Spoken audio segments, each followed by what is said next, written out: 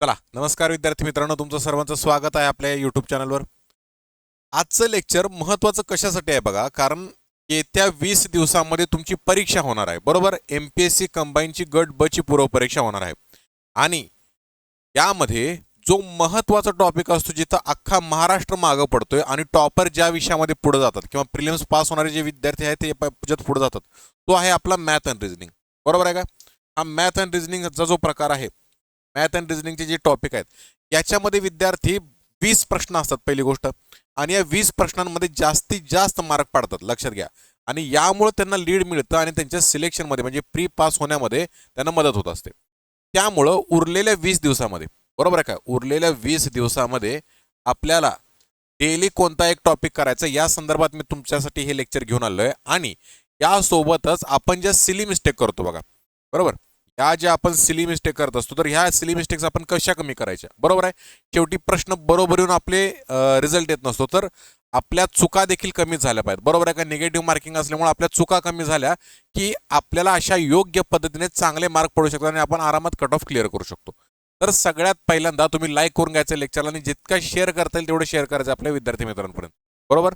तर आजच्या आपल्या लेक्चरचे 2 महत्त्वाचे पॉईंट असणार आहेत, ते म्हणजे उरलेल्या 20 दिवसामध्ये असे कोणते 20 टॉपिक करायचे की जेणेकरून आपल्याला कसंही करून आपल्याला 20 पैकी 15 प्लस मार्क हे आलेच पाहिजेत. आणि 15 प्लस मार्क हे येतात, लक्षात घ्या. जर तुम्ही प्रॉपर स्ट्रॅटेजीने काम केलं तर तुमचे 15 पैकी 20 मार्क 20 पैकी 15 प्लस मार्क येणार आहेत, लक्षात घ्या. यासोबतच काही काही टिप्स सांगणार आहे मी, जेणेकरून तुमच्या सिली मिस्टेक अवॉइड होतील. चालेल, चला सुरुवात करूया.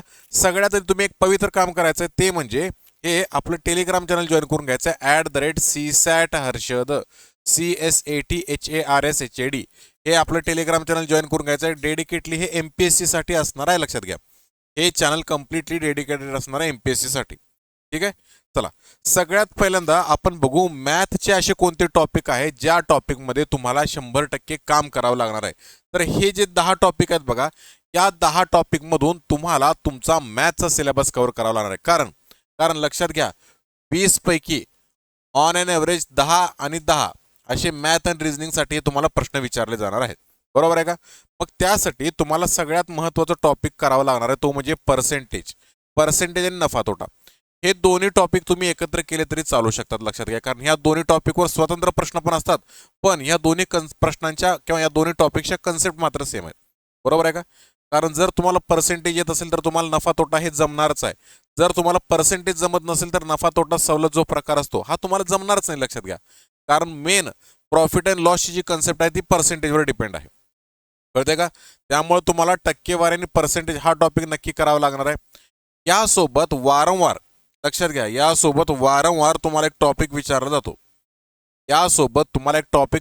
तो म्हणजे अनुपात आणि प्रमाण, ज्याला आपण रेशो आणि प्रपोर्शन असं म्हणतो. मग हे जे रेशो आणि प्रपोर्शन हे प्रकार असतात की नाही, हे रेशो प्रपोर्शन, त्यानंतर सरासरी आणि त्यानंतर वयवारी. लक्षात घ्या, हे 3 टॉपिक तुम्हाला एकत्र विचारले जातात. सरासरी, वयवारी आणि रेशिओ, बरोबर, ज्याला आपण गुणोत्तर म्हणतो. हे तिन्ही प्रकार तुम्हाला एकत्र करून विचारतात, किंवा कोणतेही 2 प्रकार, सरासरी आणि गुणोत्तराचा प्रश्न असेल, गुणोत्तर आणि वयवारीचा प्रकार असेल, सरासरी आणि वयवारीचा प्रकार असेल, ह्या 3 वर तुम्हाला प्रश्न एकत्र विचारला जातो. तुम्ही त्या पद्धतीने तयारी करणं तुमचं गरजेचं आहे, बरोबर का. डेली रोज एक टॉपिक उचलायचा आणि एक टॉपिक करायचे. मग हे 3 टॉपिक एकत्र केले तर तुमचे हे 2 टॉपिक पुन्हा कमी होऊन जातात, बरोबर. त्यानंतर वेगवेळ अंतरवर टाइम अँड वर्कवर जे प्रकार असतात की नाही, टाइम अँड वर्क, ह्या टाइम अँड वर्क सोबत यालाच तुम्ही नळ टाकी सुद्धा करू शकता. नळ आणि टाकीवरील जे प्रश्न असतात, कारण ह्या दोन्हींच्या कन्सेप्ट ऑलमोस्ट सेम असतात. कारण याच्यामध्ये आपण लसावीची मेथड वापरतो किंवा त्याची कपॅसिटी, त्याच्या क्षमतेवर आपण काम करत असतो, बरोबर आहे का.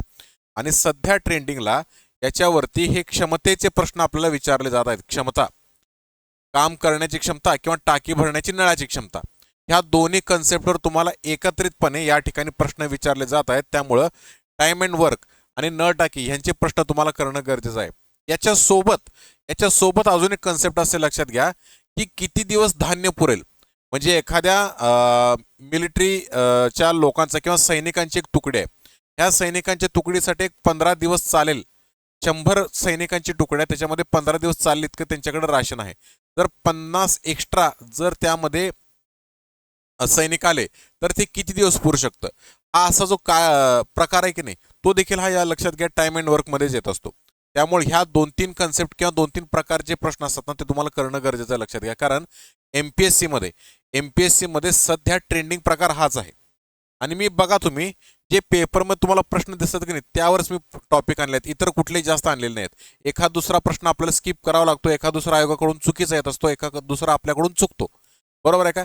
या तीनही लक्षात घेता आपल्याला, मी तुम्हाला असं खोटं आश्वासन देत नाही की 20 पैकी 20 मार्क पाडून देणार. पडू शकतात, लक्षात घ्या, 20 पैकी 20 मार्क पडू शकतात. पण आपल्याला काय करायचं आहे, आपल्याला सिली मिस्टेक सुद्धा अवॉइड करायचे आहेत आणि मग निगेटिव्हमध्ये जे आपले मार्क जातात ते आपल्याला कमी करायचे आहेत.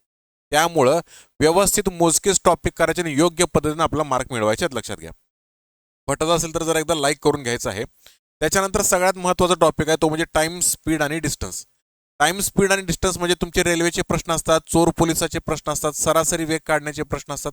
यासोबत नदी बोट प्रवाहाचे देखील प्रश्न असतात, लक्षात घ्या. नदी प्रवाह आणि बोट यावर देखील प्रश्न तुम्हाला पाहायला मिळतात. बरोबर आहे का? नदी बोट प्रवाहाचे क्वचितच येतात आणि आले तर ते इझी लेवलचे येत असतात, लक्षात घ्या. प्रश्न जर आला तर तो इझी लेवलचा येत असतो. त्यामुळे शक्यतो तुम्ही ट्रेनवरच्या प्रश्नांची जास्त तयारी करायची आहे. त्यातल्या त्यात ट्रेन आणि चोर पोलीस. बरोबर आहे का? रेल्वे आणि चोर पोलीस दोन्हीच्या कन्सेप्ट समान असतात, त्यामुळे ह्या दोन्हींवर अल्टरनेट प्रश्न विचारला जाऊ शकतो. लक्षात येत आहे? सरासरी हा टॉपिक मी ऑलरेडी तुम्हाला सांगितलं, सरासरी, वयवारी, गुणोत्तर यांना एकत्र करायचं तुम्ही. पुढचा महत्त्वाचा टॉपिक आहे तो म्हणजे मिश्रणे आणि अल्पांश, ज्याला आपण ॲलिगेशन आणि मिक्सचर्स म्हणतोय. बरोबर आहे का? ॲलिगेशन आणि मिक्सचर, एक प्रकारचं धान्य याच्यात मिसळलं, दुसऱ्या प्रकारचं धान्य याच्यात मिसळलं, तर ते किती प्रमाणात मिसळलं पाहिजे, आपण ते 15 रुपयाला विकू शकतो. हा झाला प्रकार. किंवा दूध पाणी, अल्कोहोल पाणी, स्पिरिट पाणी याच्यावरचे प्रश्न.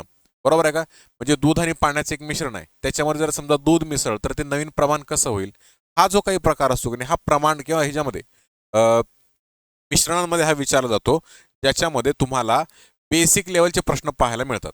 आता हे सिंपल इंटरेस्ट, साधी व्याज कन्सेप्ट जे आहे की नाही, हे तुम्हाला ॲक्च्युली मी इंटरेस्ट वगैरे आहे की नाही, हा टॉपिक सरळ व्याज, चक्रवाढ व्याज ह्याच्यासोबतच तुम्हाला सरळ व्याज, चक्रवाढ व्याजावर शक्यतो जातात प्रश्न. बाकीचे सरळ व्याज किंवा चक्रवाढ व्याजाच्या इझी लेवलचे प्रश्न असतात. किती वर्षात दुप्पट होईल, किती वर्षात 8 पट होईल, अशा प्रकारचे प्रश्न, किंवा सरळ व्याज, चक्रवाढ व्याजमधील फरक, हे असे बेसिक स्वरूपाचे प्रश्न जे एका फॉर्म्युला निघतात की नाही, ते प्रश्न तुम्हाला या ठिकाणी विचारले जातात, लक्षात घ्या. आणि थोडं वरती जातो मी, कारण हा जो रेशो प्रकार आहे, सरासरी हा प्रकार, ह्या सरासरीमध्ये लक्षात घ्या तुम्हाला भागीदारीवरचे देखील प्रश्न विचारले जातात. लक्षात येते? भागीदारी, ज्याला एखादा प्रश्न नेमका विचारला जातो, भागीदारीवरचा प्रश्न, पार्टनरशिप ज्याला म्हणतो आपण. बरोबर आहे का? पार्टनरशिपवरचे प्रश्न इथं तुम्हाला विचारले जातात. हे प्रश्न तुम्हाला करणं गरजेचं आहे, लक्षात घ्या. समजते का? हा रेशोचाच भाग असल्यामुळं, पार्टनरशिप हे रेशोनच काढत असतो आपण, त्यामुळे रेशोचा भाग असल्यामुळे रेशोचा सब टाईप असतो. फक्त एक एक्स्ट्रा टॉपिक म्हणून त्याला बघितलं जातं, बाकी काही त्यात विशेष नाही आहे. त्याच्यानंतर संख्या प्रणालीचे मूलभूत प्रकार विचारले जातात, सलग टक्केवारी विचारली जाते. आता मी तुम्हाला एक रिकमेंड करीन, लक्षात घ्या. काय सांगतो मी तुम्हाला, जर तुम्ही आतापर्यंत व्यवस्थित जर अभ्यास करत आला असाल तर ह्याच्यामधला सांख्यिकी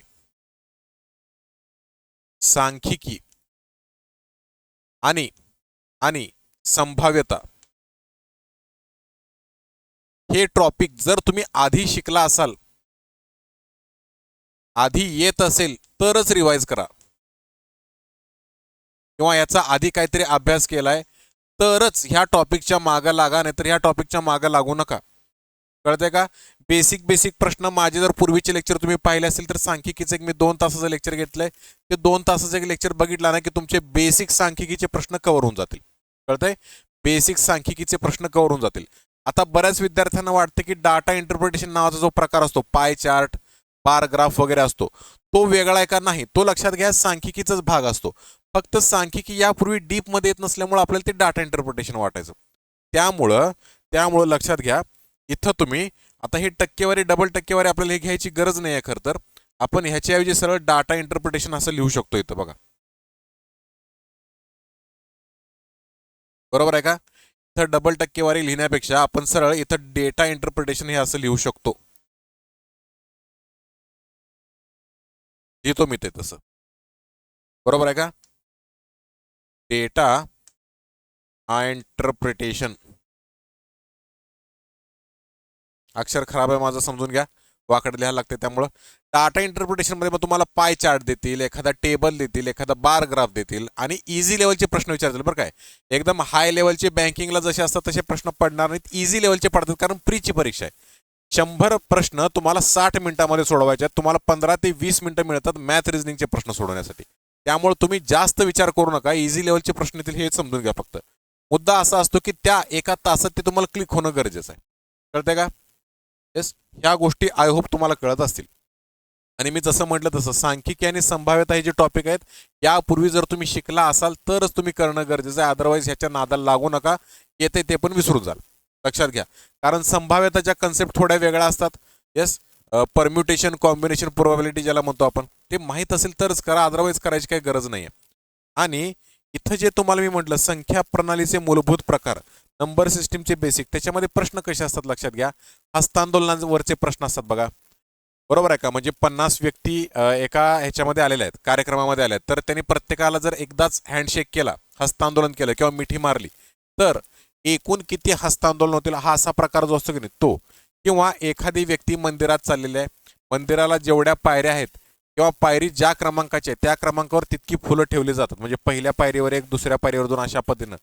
जर त्याच्याकडे शेवटी 48 शिल्लक राहत असतील आणि जर टोटल 12 पायऱ्या असतील तर त्या सुरुवातीला त्याकडे किती फुले होतील, हा असा जो प्रकार असतो की नाही, हा प्रकार तुम्हाला बेसिक नंबर सिस्टीममध्ये विचारला जातो. किंवा किंवा किंवा याच्यामध्ये तुम्हाला अजून लसावी मसावीवर आधारित प्रश्न विचारले जाऊ शकतात. किंवा आपण विभाज्यतेच्या कसोट्या म्हणतो बघा, खालीलपैकी कुठल्या संख्येला 11ने भाग जातो, खालीलपैकी कुठल्या संख्येला 7ने भाग जातो, खालीलपैकी कुठल्या संख्येला 12ने भाग जातो, हा जो प्रकार असतो की नाही विभाज्यतेच्या कसोट्यांचा, तो तुम्हाला या बेसिक नंबर सिस्टीममध्ये पाहायला मिळणार आहे. मला नको आहे का, क्लिअर चालेल का? बघा, आता वळूया आपण बुद्धिमत्ताकडे. बुद्धिमत्ता बऱ्यापैकी सगळ्यांचं स्ट्रॉंग असतं असं मला वैयक्तिक वाटते. त्यामुळे बुद्धिमत्तावर तुम्ही चांगलं काम करणं गरजेचं आहे, कारण स्ट्रॉंग पॉईंट स्ट्रॉंग अजून केला की मग पेपरमध्ये तो आपल्याला मार्क मिळून देतो. मग त्याच्यामध्ये बघा, ह्या सगळ्या नंबर सिरीज, बरोबर आहे का? अक्षर मालिका, संख्या मालिका, ह्याला मी मालिका किंवा सिरीज म्हणतो, बरोबर आहे काय? सिरीजवर कंपल्सरी तुम्हाला 1 ते 2 प्रश्न असतातच, नंबर सिरीजवर असतात. त्यानंतर कोडिंग डिकोडिंग, कोडिंग डिकोडिंगचे 4 प्रकार असतात बघा, कोडिंग डिकोडिंगचे 4 प्रकार असतात. हे 4ही प्रकारावर प्रश्न विचारले जात आहेत, बरोबर आहे का? म्हणजे एक बेसिक प्रकार असतो बघा, निळा म्हणजे पिवळा, पिवळा म्हणजे लाल, लाल म्हणजे केसरी, केसरी म्हणजे हिरवा. तर मला सांगा तुम्ही पानांचा रंग कसा असतो? हा, अशा प्रकारचे कोडिंगचे प्रश्न असतात, तो पहिला प्रकार. दुसरा प्रकार असतो चिन्हांचं कोडिंग. तुम्हाला असे काहीतरी टेबल दिला जातो बघा, बरोबर, असा टेबल दिला जातो, इथं ABCD काहीतरी दिलं जातंय आणि इथं त्याचे कोड, पर्सेंटेज, स्टार वगैरे वगैरे दिलं जाते. आणि मग तुम्हाला वरच्या ज्या काही कंडिशन असतात त्या कंडिशन वापरून कोडिंग करायचं असते, हा प्रकार. त्यानंतर अल्फाबेटचं कोडिंग, नंबरचं कोडिंग, हे कोडिंगचे सगळे प्रकार तुम्हाला करावे लागणार, कारण कोडिंग डिकोडिंगवर एक हमखास 4पैकी कुठला तरी एक टॉपिक असतोच तुम्हाला, बरोबर आहे काय?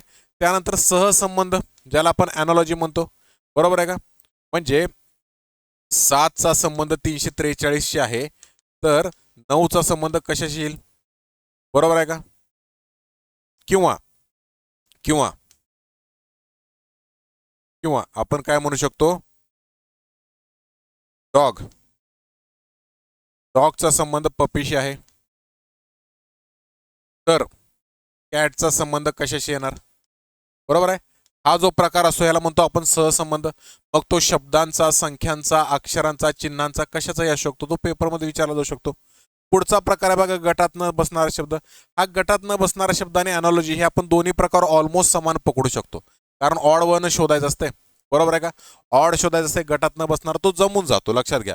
त्याच्यात पण 2-3 प्रकार असतात, पण ते एकत्र अभ्यास केले गेले तुम्ही, तुम्हाला या गोष्टी क्लिअर होतात, लक्षात घ्या.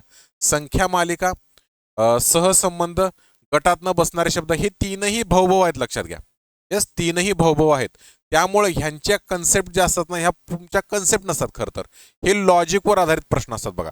हे अक्षर मालिका, संख्या व अक्षर मालिका, ॲनॉलॉजी आणि गटात न बसणारा, हे जे प्रकार आहेत की नाही, हे बॉक्स केले, हे लॉजिकवर आधारित असतात. त्यामुळं लक्षात घ्या, ह्या टॉपिकचे मी तुमच्याकडनं 10,000 प्रश्न, 1,00,000 प्रश्न जरी सोडून घेतले, 1,01,000वा प्रश्न जो असतो ना तो ह्यापेक्षा वेगळा लॉजिकचा असतो. कळते का? त्यामुळे पेपरमध्ये तुम्हाला याचं लॉजिक क्लिक होणं गरजेचं आहे. लॉजिक क्लिक नाही झालं एक्झामच्या बाहेर आल्यावर क्लिक होत असेल, लक्षात घ्या.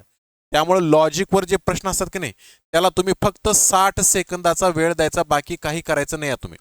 समजतंय? फक्त 60 सेकंदाचा वेळ द्यायचा, त्याच्यावर बाकी काही तुम्ही रिॲक्ट करायचं नाहीये. बरोबर. त्याच्यानंतर नातेसंबंधांवर कंपल्सरी एक प्रश्न असतो. दिशाज्ञान चाचणी, रँकिंगवर प्रश्न असतो, बैठक व्यवस्था आणि वेन आकृती. वेन आकृती म्हणजे जर आपण सिलॉलिझम म्हणतो तो, किंवा मग वेन आकृतीवरचे प्रश्न, दोन्हीपैकी एक कुठला तर विचारतात किंवा दोन्ही विचारतात. आपण एकत्रच तयारी करायची आहे, म्हणजे तुम्हाला व्यवस्थित सगळ्या गोष्टी या ठिकाणी हँडल करता येतील. कळते का? याच्यामध्ये अजून एक 2-3 प्रकार असतात, तर्क लावणे किंवा खरे खोटे विधान. यापूर्वी जर तुम्ही त्याची तयारी केली असेल तर मग तुम्ही ते करा. कळते मी काय सांगतोय? True false statement.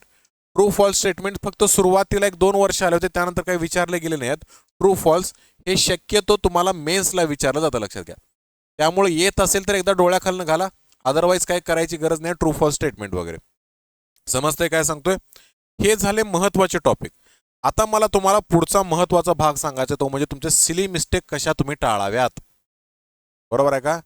Silly mistake तुम्ही कशा टाळाव्यात. तर लक्षात घ्या, महत्वाचा मुद्दा काय असतो? सगळ्यात महत्वाचा मुद्दा असते तुमच्या घड्याळाकडे लक्ष असणं गरजेचं आहे. घड्याळाकडे लक्ष ठेवायचं, कारण वेळ कधी संपतोय कळत नाही आपल्याला.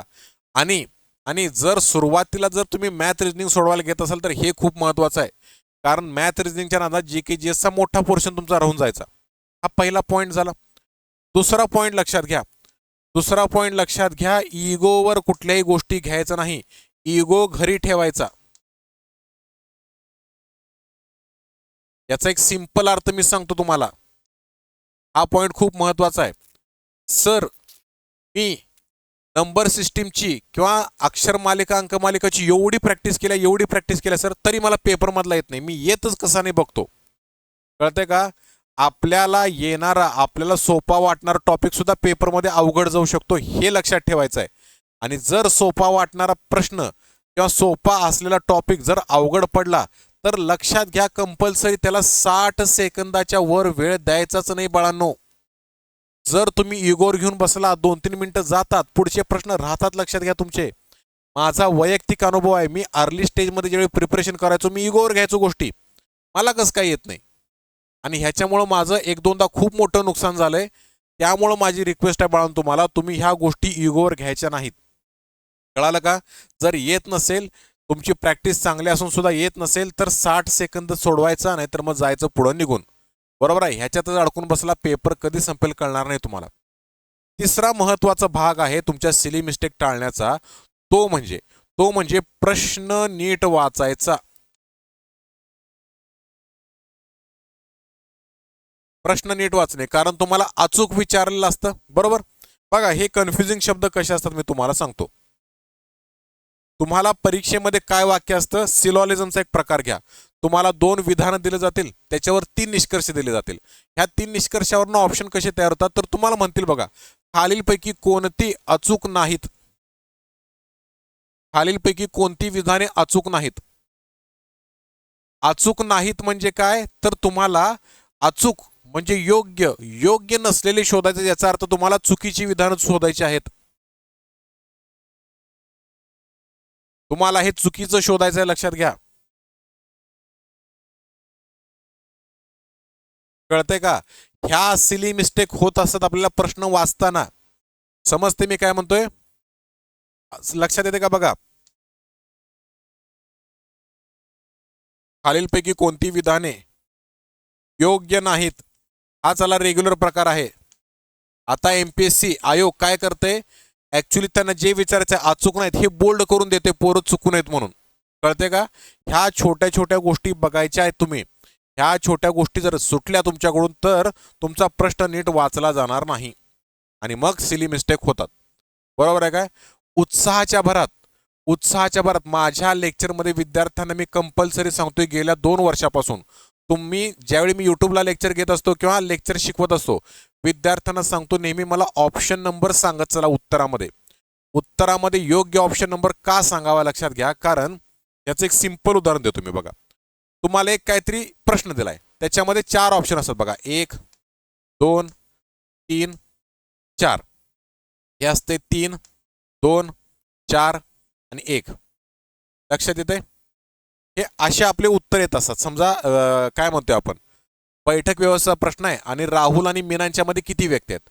जर समजा त्याचं उत्तर 1 आलं, त्याचं उत्तर त्या दोघांमध्ये जर समजा एकच व्यक्ती बसली असेल, आपल्या डोक्यात एक एवढं फिट बसलेलं जाते आणि एक्झामचं प्रेशर एवढं असतंय की आपण ऑप्शन नंबर 1 मार्क करून येतो. ह्याला म्हणतो आपण सिली मिस्टेक. याला म्हणत असतो आपण सिली मिस्टेक. त्यामुळं तुम्ही लक्षात घ्या, कधीही ऑप्शन नंबर चेक करायचा आणि तो लगेच OMR शीट मध्ये भरून टाकायचा. हे तुम्ही राज्यसेवेच्या बाबतीत करू शकता की पेपर तुम्ही सीसॅटचा 2 वेळा वाचला, मग नंतर तुम्ही गोळे भराल नाही. प्रश्नाचं उत्तर आलं की लगेच OMR शीट मध्ये भरायचं, नाहीतर पेपर संपल्यानंतर अख्खी OMR शीट कोरी राहिलेलं सापडायचं तुम्हाला. आणि एवढा अभ्यास करून सगळं मुसळ केरात, असं नको व्हायला. ह्या गोष्टी टाळायच्या. मी तुम्हाला म्हणतो एवढ्या सोप्या गोष्टी का सांगताय तुम्ही, आम्हाला कळत नाही का, आम्हाला अक्कल नाही का.